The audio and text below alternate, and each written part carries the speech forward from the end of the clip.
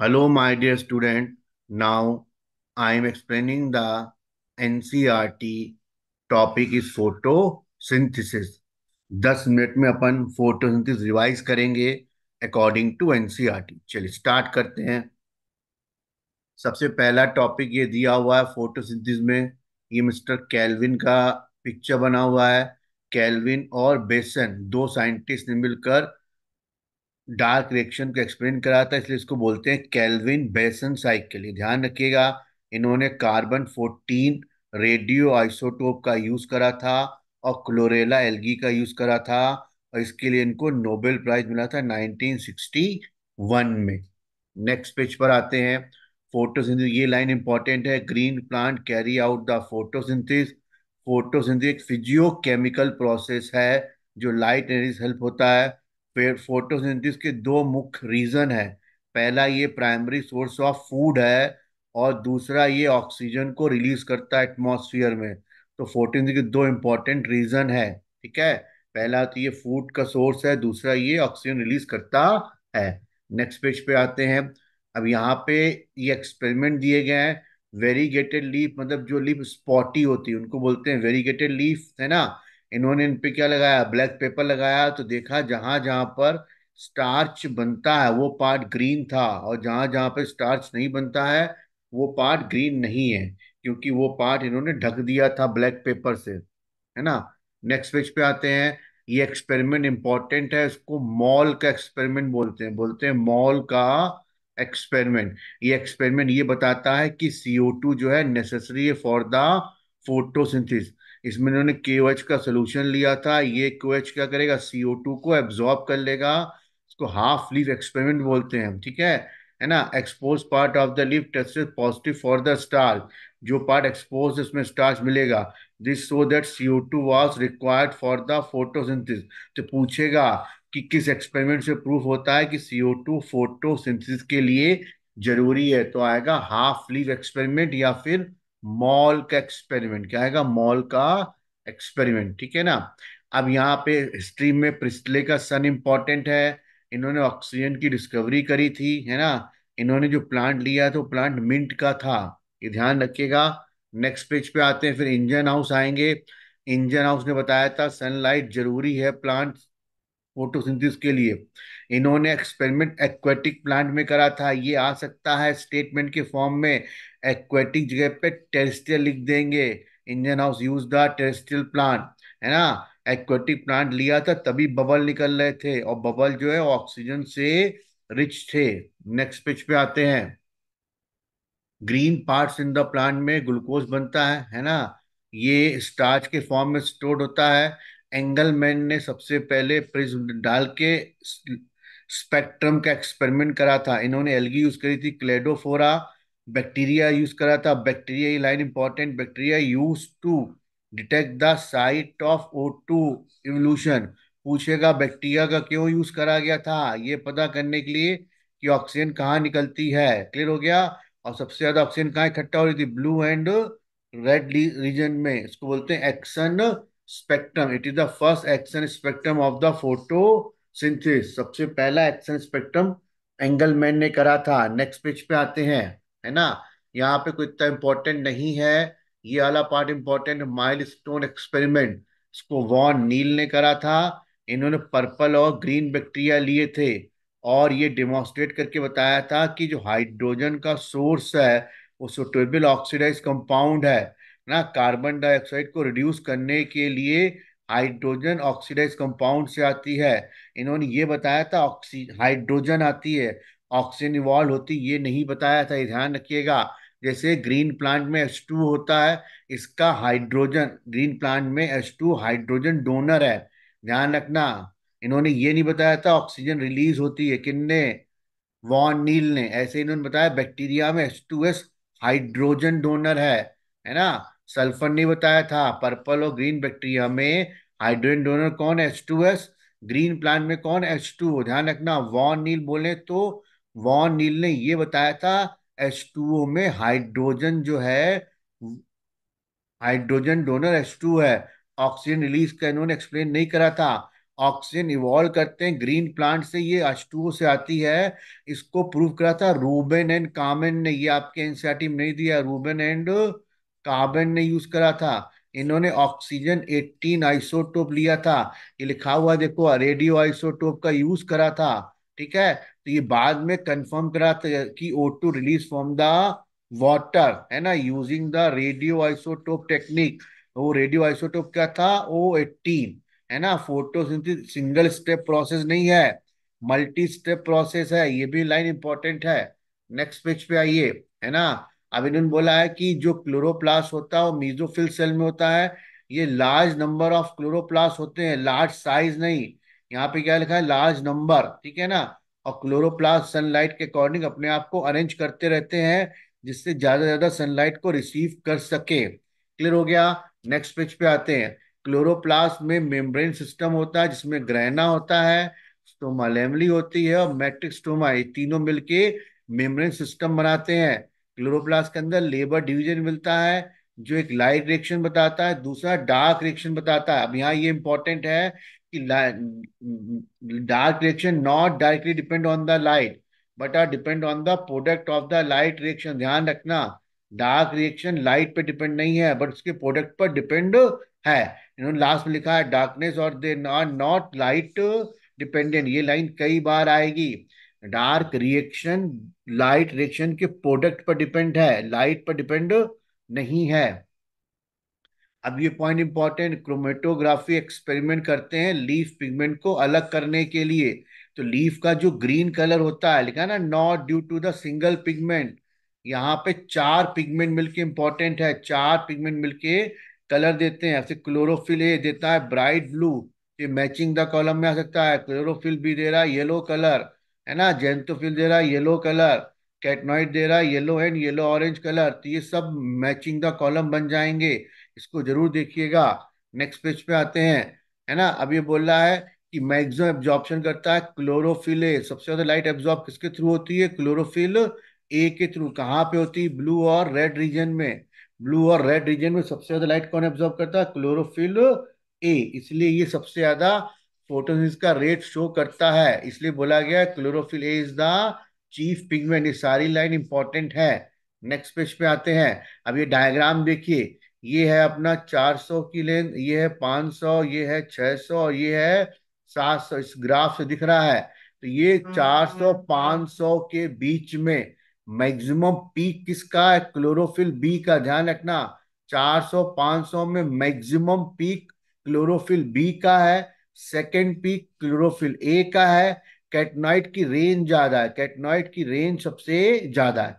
ऐसे 607 में maximum peak chlorophyll A का है, इसलिए क्लोरोफिल ए ओवरऑल सबसे ज्यादा एब्जॉर्ब होती है ब्लू और रेड रीजन में। ध्यान रखना, यहाँ पर बी का पीक ज्यादा है, सेकेंड पीक ए का है 400 से 500 में, और 600 700 में मैक्सिमम पीक क्लोरोफिल ए का है। ये लाइन इंपॉर्टेंट है, graph showing the action spectrum of the photosynthesis superimposed on the absorption of spectrum of the chlorophyll ए।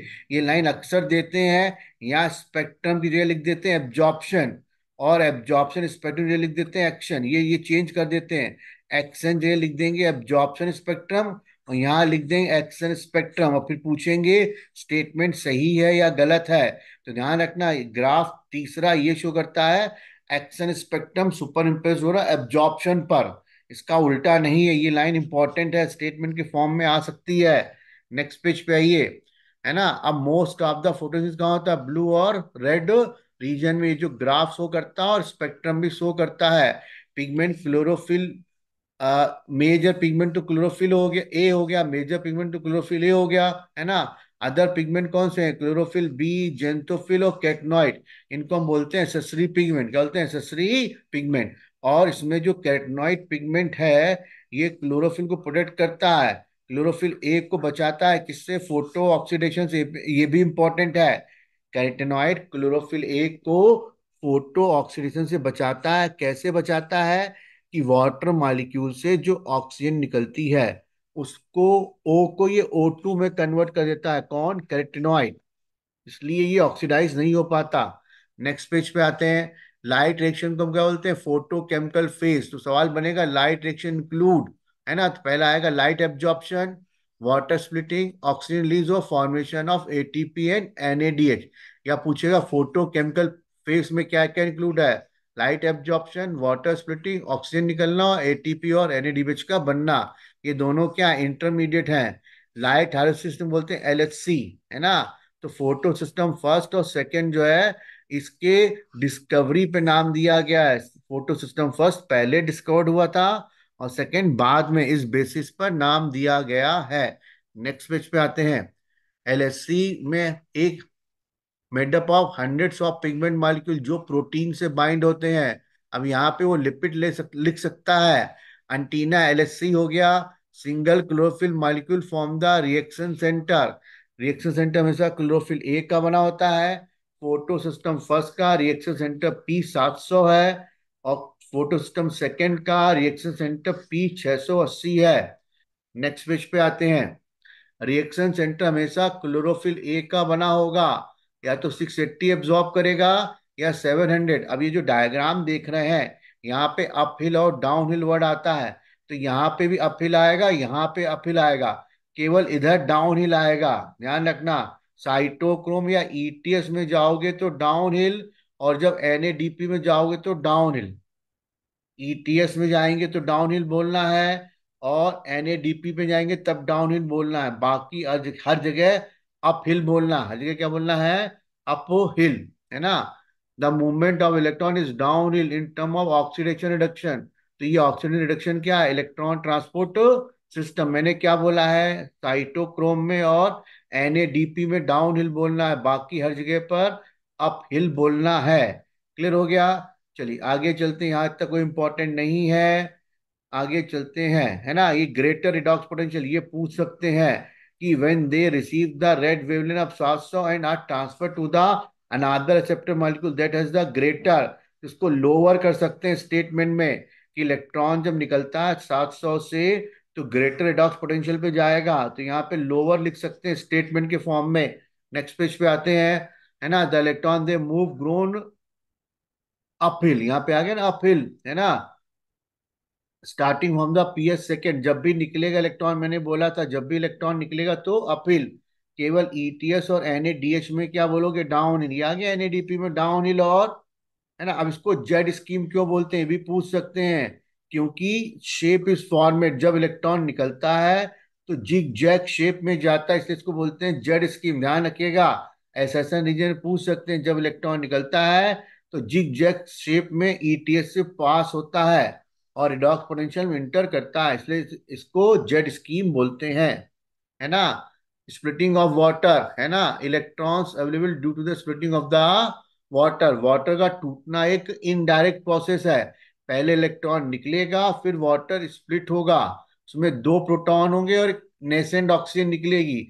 इसी नेसेंट ऑक्सीजन को कैटनॉइड O2 में कन्वर्ट कर देता है, ठीक है ना। यहाँ पे एम्फसाइज करते हैं कि वाटर स्प्लिटिंग कॉम्प्लेक्स, इसको बोलते हैं OEC, ऑक्सीजन इवॉल्विंग कॉम्प्लेक्स, जो होता है ये physically located on the inner side of the thylakoid membrane. ये इंपॉर्टेंट है, कहाँ होता है हमेशा, थाइलेक्वाइड मेम्ब्रेन में अटैच होता है। नेक्स्ट पेज पे आते हैं। अब ये बोल रहे हैं ये लाइट रिएक्शन में जो फोटोफॉस्फोरिलेशन होता है माइटोकॉन्ड्रिया क्लोरोप्लास्ट दोनों में होता है। जब भी एटीपी बनते हैं इसको फॉस्फोराइलेशन बोलते हैं, लेकिन लाइट की प्रेजेंस में बन रहे हैं इसलिए इसको फोटोफॉस्फोराइलेशन बोला गया है। क्लियर हो गया, in the presence of the light, है ना। फिर ये आ गया जेड स्कीम में एटीपी और एनएडीपीएच बनता है। ये लाइट, ये साइक्लिक प्रोसेस, ये क्या साइक्लिक प्रोसेस। ये वाला डाउन हिल, ये क्या है डाउन हिल, इसको क्या बोलोगे अप हिल। ईटीएस हमेशा डाउन हिल रहेगी। नेक्स्ट पेज पे आते हैं, है ना। साइक्लिक फ्लो इलेक्ट्रॉन होता है, पॉजिटिव लोकेशन कहाँ होती है, स्टोमा लेमली में होती है। साइक्लिक कहाँ मिलता है हमको, स्टोमा लेमली। अभी इंपॉर्टेंट, स्टोमा लेमली में पीएस सेकेंड नहीं होता है और एनएडीपीएस एंजाइम नहीं होता है, ये इंपॉर्टेंट है। साइक्लिक फ्लो से केवल क्या बनते हैं, एटीपी। क्या बनते हैं, एटीपी। एनएडीपीएच नहीं बनते, तो स्टेटमेंट में नॉट खा जाएगा। नेक्स्ट पेज पर आते हैं, है ना। कीमोसिंथेटिक हाइपोथेसिस, ये एटीपी सिंथेसिस के लिए जरूरी है ना, क्योंकि ये प्रोटॉन ग्रेडियंट डेवलप करती है है ना, प्रोटॉन एक्यूमुलेट होते हैं inner membrane of the lumen में। ये प्रोसेस माइटोकॉन्ड्रिया और क्लोरोप्लास्ट दोनों में होता है। कौन सा? कीमोसिंथेसिस। बाकी इसका डिटेल वीडियो दूसरे इसी का वीडियो एक बड़ा हुआ है, आप लिंक में देखिएगा, इस टॉपिक का वीडियो पड़ा हुआ है। अभी हम केवल एनसीईआरटी की इंपॉर्टेंट पॉइंट देख रहे हैं। ये बोला प्राइमरी रिसेप्टर किधर लोकेटेड, आउटर साइड, यहाँ लिख देंगे इनर साइड। ये हाइड्रोजन कैरियर में जाता है इलेक्ट्रॉन, कहाँ जाता है हाइड्रोजन, एनएडी प्रोडक्टेज एंजाइम कहाँ मिलेगा, स्टोमा साइड में। कहाँ मिलेगा? स्टोमा साइड में, तो इसको भी हम आउटर साइड बोल सकते हैं। Proton also remove from the stoma, proton हमेशा किससे रिमूव होते हैं? स्टोमा से। ल्यूमेन का पीएच कम हो जाता है जब नॉन साइक्लिक चलती है, नॉन साइक्लिक चलती है तो ल्यूमेन का पीएच कम हो जाता है ना। जब प्रोटॉन निकलता है उसको हम बोलते हैं फैसिलिटेटेड डिफ्यूजन। क्या बोलते हैं इसको? Facilitated diffusion. आ रही बात समझ में? कीमो सिंथेसिस रिक्वायर्ड, ये पूछ सकते हैं, ये क्वेश्चन बन जाएगा, कीमो ऑस्मोसिस रिक्वायर्ड। तो आएगा proton pump, proton gradient, ATP synthesis. तीन ऑप्शन हो गए, चौथा हो जाएगा all the above. ATP synthesis के लिए हमको क्या क्या लगता है? डिफ्यूजन होता है प्रोटॉन का। बैग, ध्यान रखना क्या लिखा? Back to the membrane, proton back होके स्ट्रोमा में आ सकते हैं, ये इंपॉर्टेंट है, स्टेटमेंट में आ सकता है। नेक्स्ट पेज पे आते हैं। Product of the light reaction क्या है? एटीपी और एनएडीपी और O2। ये किसके प्रोडक्ट हैं? लाइट रिएक्शन पे O2 डिफ्यूज आउट हो जाती है, एटीपी एनएडीपी यूज हो जाते हैं डार्क रिएक्शन में। कहाँ यूज आते हैं? डार्क रिएक्शन में यूज हो जाते हैं, इसको हम बोलते हैं bio synthetic face. This process not depend directly dependent on the presence of light. फिर आ गया ना, depend on the product of the light. ध्यान रखना, डार्क रिएक्शन लाइट के प्रोडक्ट पर डिपेंड करती है। और लाइट के प्रोडक्ट क्या है? एटीपी और एनएडीपीएच किसके प्रोडक्ट हैं? लाइट रिएक्शन के। नेक्स्ट पेज पे आते हैं, है ना। मेल्विन और कैल्विन बेसन साइकिल बोलते हैं उसको, है ना। इन्होंने कार्बन 14 यूज करा था और क्लोरेला एल्गी यूज करी थी, और बताया था पहला स्टेबल प्रोडक्ट 3 कार्बन का बना होता है, उसको बोलते हैं पीजीए। क्या बोलते हैं? Phosphoglyceric acid. नेक्स्ट पेज पे आते हैं, है ना। और इन्होंने बताया था जितने भी प्लांट्स होते हैं सब में डार्क रिएक्शन बनेगी, सब में क्या होगी? फोटोसिंथेसिस होगी, ठीक है ना। एक और साइकिल पाई थी 4 कार्बन की, है ना, उसको बोलते हैं C4 साइकिल। उसका पहला सेल प्रोडक्ट क्या है? OA। तो C3 का पहला सेल प्रोडक्ट PGA है, और C4 का पहला सेल प्रोडक्ट OAA है। ये सारी लाइन जो अंडरलाइन करी, ये सब इंपॉर्टेंट है। नेक्स्ट पेज पे आते हैं, है ना। प्राइमरी एक्सेप्टर ऑफ CO2 की जब डिस्कवरी हुई थी तो बताया था पहला एक्सेप्टर 5 कार्बन की कीटो सुगर है। क्लियर हो गया। लेकिन उससे पहले कैल्विन साइकिल से पहले ये मानते थे कि 3 कार्बन का प्रोडक्ट नहीं बनता है, 2 कार्बन का प्रोडक्ट एक्सेप्टर है। प्राइमरी एक्सेप्टर क्या है? 2 कार्बन का है। जब C3 साइकिल डिस्कवरी तब मालूम पड़ा कि पहला एक्सेप्टर 5 कार्बन का है। ये लाइन इंपॉर्टेंट है। चलिए नेक्स्ट पेज पे आते हैं। जितने भी प्लांट फोटोसिंथेसिस करते हैं, जितने प्लांट फूड बनाते हैं, सब में क्या मिलेगी? Calvin pathway. यानी कि साइनोबैक्टीरिया से लेकर जो जो ग्लूकोज बनाएगा सब में क्या मिलेगी? Calvin cycle. या तो C3 के फॉर्म में होगी या फिर C4 के फॉर्म में। कैल्विन साइकिल के 3 स्टेप हो गए, पहला कार्बोक्सिलेशन, दूसरा रिडक्शन, तीसरा रीजनरेशन। पहला क्या हो गया? कार्बोक्सिलेशन। ये सबसे ज्यादा क्रूशियल स्टेप, सबसे ज्यादा क्या है? ये क्रूशियल स्टेप है ना। पूछेंगे मोस्ट क्रूशियल स्टेप तो क्या आएगा? कैल्विन साइकिल का कार्बोक्सिलेशन। यहाँ पे RUBP एंजाइम यूज होता है, 2 मॉलिक्यूल बनते हैं PGA के जो स्टेबल प्रोडक्ट है, इसीलिए इसको C3 साइकिल कहा जाता है। नेक्स्ट आ गया, है ना। 2 मॉलिक्यूल ATP और 2 मॉलिक्यूल NADPH के यूज होंगे किसमें? रिडक्शन में। कहाँ यूज होंगे? रिडक्शन में। एक CO2 के लिए, एक CO2 के लिए 2 ATP और 2 NADPH यूज होते हैं। और कैलोरीन साइकिल 6 बार चलती है एक ग्लूकोज बनाने के लिए। कैलोरीन साइकिल 6 बार चलती है एक ग्लूकोज बनाने के लिए। रीजनरेशन वाला स्टेप क्रूशियल है, जबकि कार्बोक्सिलेशन वाला स्टेप मोस्ट क्रूशियल था। ये डायग्राम इंपॉर्टेंट है, ये फ्लफी ब्लैंक्स के फॉर्म में आ सकते हैं, तो ध्यान रखिएगा। ये नॉन साइक्लिक से आ रहा है और ये किससे आ रहा है? साइक्लिक से आ रहा है। नेक्स्ट पेज पे आते हैं। अब ये बोल रहे हैं कि एक CO2 के लिए 3 मॉलिक्यूल लगेंगे ATP के और 2 मॉलिक्यूल लगेंगे NADPH के। तो ध्यान रखिएगा, 3 ATP में से 2 ATP लगते हैं रिडक्शन में और 1 ATP लगता है रीजनरेशन में, और 2 NADP यूज होते हैं रिडक्शन में। तो एक मॉलिक्यूल के लिए 3 ATP हो गए, तो 6 मॉलिक्यूल के लिए कितने हो गए? 18 ATP। 2 NADH लगते हैं एक के लिए, तो 6 के लिए कितने हो गए? 12 ATP हो गए। और 6 बार केल्विन साइकिल घूमती है। नेक्स्ट पेज पे आते हैं। C4 पाथवे इंपॉर्टेंट है, इसका अलग से एक वीडियो पड़ा हुआ है, देखिएगा। Dry tropical region have the C4 pathway. ये C4 पाथवे कहाँ मिलता है? जो प्लांट ड्राई एरिया में पाए जाते हैं, है ना। इनका पहला सिविल प्रोडक्ट 4 कार्बन का होता है। ठीक है, ये स्पेशल टाइप के लीफ एनाटॉमी शो करते हैं, ये प्लांट स्पेशल होते हैं। हाई टेम्परेचर को टॉलरेट करते हैं, हाई लाइट रिस्पॉन्स देते हैं। इनमें फोटो रिस्पायरेशन अपसेंट होता है, ध्यान रखना।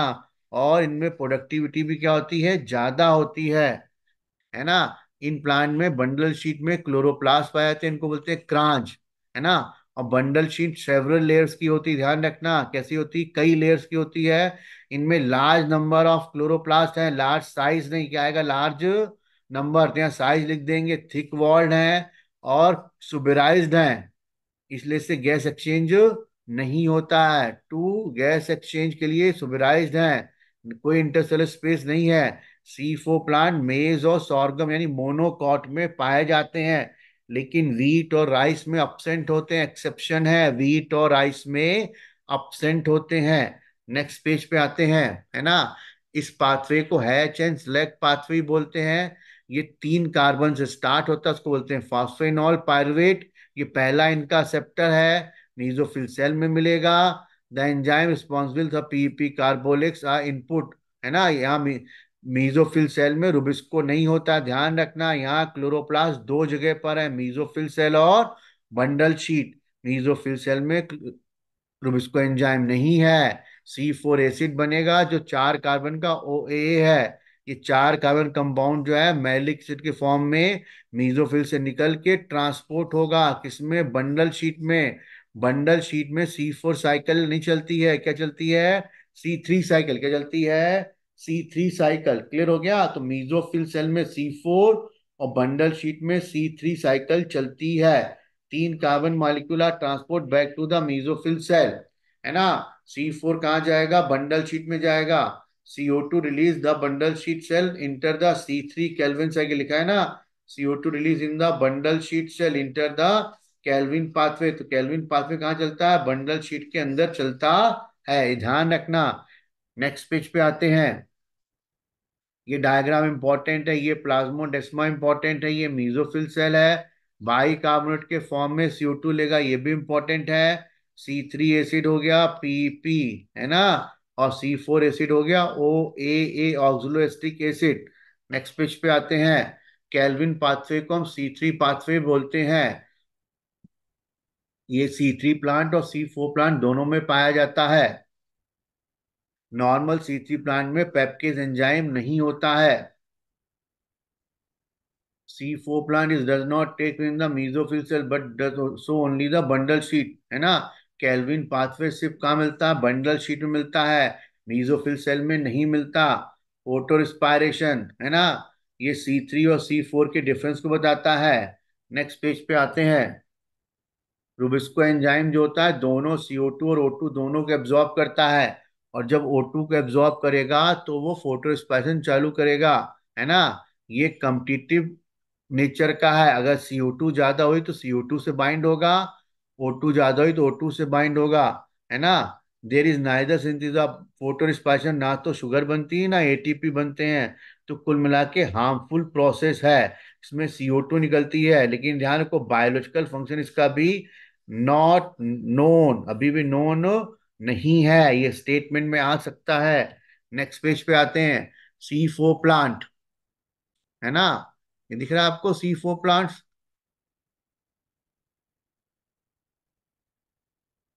चलिए, फोटो रिस्पायरेशन C4 प्लांट में फोटो रिस्पायरेशन नहीं होता, ध्यान रखना। C4 प्लांट में फोटो रिस्पायरेशन नहीं होता है ना। C4 plant lag the photo respiration. फिर आ गया इसीलिए इसकी प्रोडक्टिविटी क्या होती है, ज्यादा अच्छी होती है और हाई टेम्परेचर पे काम कर लेते हैं। नेक्स्ट पेज पे आते हैं। ये जो डॉट डॉट लाइन बनाई है ये इंपॉर्टेंट है, इसको देख लीजिएगा। नेक्स्ट पेज पे आते हैं। फैक्टर इंटरनल एक्सटर्नल दोनों होते हैं। Internal number, size, age. Age केवल इनवर्सली प्रोपोर्शनल, बाकी सारे इंटरनल फैक्टर जो हैं ये डायरेक्टली प्रोपोर्शनल है। ये जीनो टाइप की बात कर रहा है, इंपॉर्टेंट है ना। एक्सटर्नल फैक्टर में आ गया सनलाइट, है ना। Temperature, CO2 concentration. CO2 fixation जो है मेजर फैक्टर है, जो लिमिटिंग फैक्टर की तरह काम करता है ना।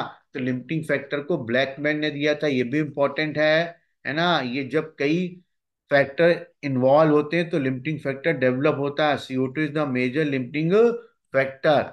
ये ग्राफ बहुत इंपॉर्टेंट है, ये लीनियर रिलेशनशिप दिखा रहा है, तो ग्राफ पढ़ लीजिएगा। लाइट इंटेंसिटी और क्वालिटी दोनों इंपॉर्टेंट है।